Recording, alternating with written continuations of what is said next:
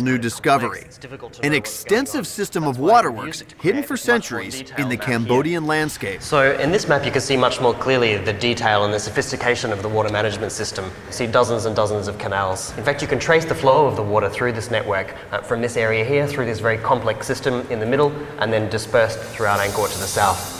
This is great because down on the ground you'd have no idea that any of this exists. Yeah, look, even archaeologists have trouble making sense of this landscape from the ground. What you really need to do is get up in the air and have a look at things from an aerial perspective. Sounds like a great time for a little airborne reconnaissance.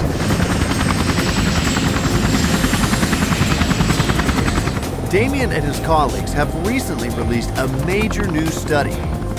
Turns out, Angkor Wat was just a small part of the largest settlement in the pre-industrial world. And arguably, the Khmer's greatest achievement was not their temples, but what they could do with water. So what we can see down here is the West Barai. This is the largest reservoir in the Khmer Empire. It holds about 50 million cubic meters of water. Absolutely massive. How was this created? Did they dam up a certain part of it, or was this all hand dug? A little bit of both, actually. The downslope side was probably a dam originally, and then they formalized it into making it a huge rectangular reservoir by mounding up earth all along the sides of it. So this was pure hard labor right here. Absolutely. Just like any task on the landscape here, it's completely flat, so anytime you see something like this, it means that they've just poured thousands and thousands of people into remodeling the landscape in that area. I mean, when you think about 16 square kilometers of a reservoir in the 12th century, that's a huge engineering feat. The engineering here is unparalleled. You don't see it really anywhere else in the pre-industrial world on this kind of scale. Turning north, we fly over ancient rice paddies whose boundaries were set 1,000 years ago.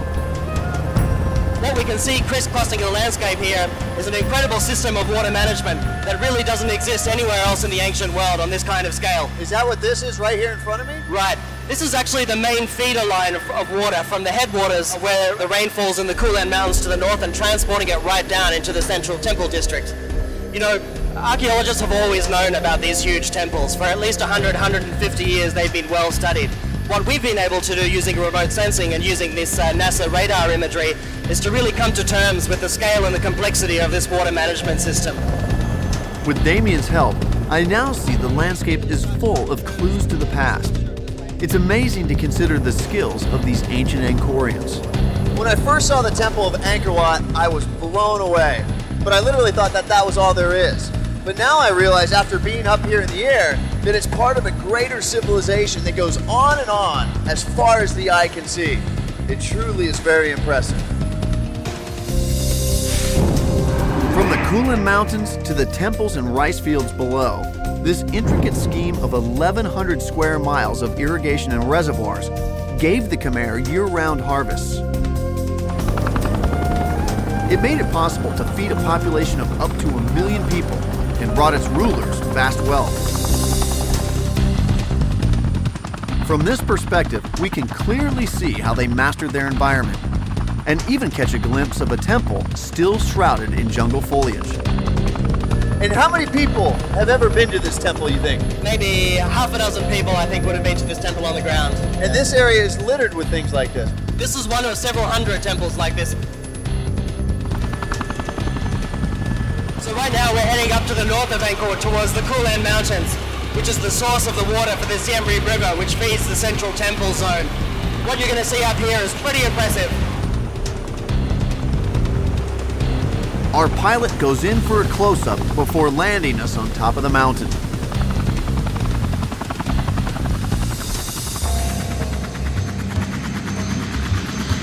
They're still actively clearing mines in these areas? Yeah, they are. It's very heavily mined in this area here. Well, I'll follow you then.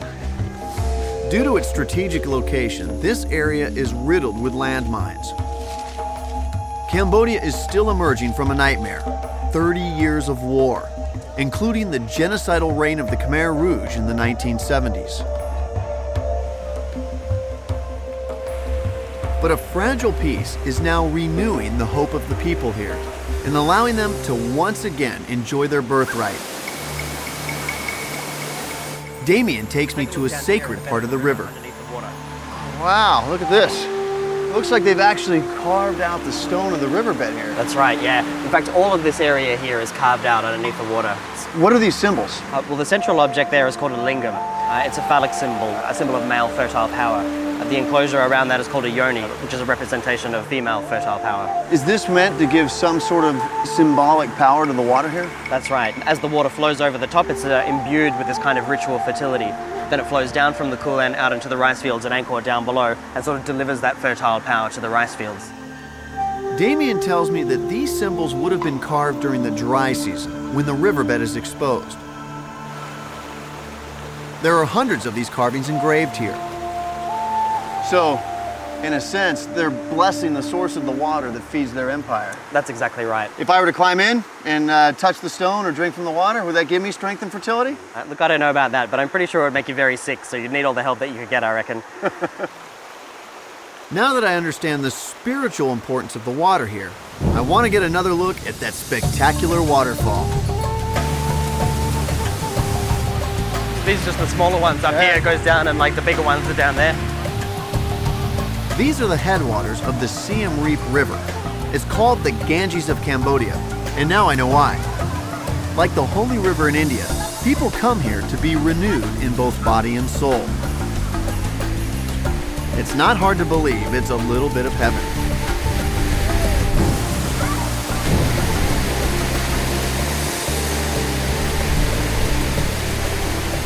Woo! It is so forceful underneath that waterfall, but you can't appreciate it until you're actually standing right under it. And this is the exact same power that fueled the Khmer Empire. It's absolutely amazing.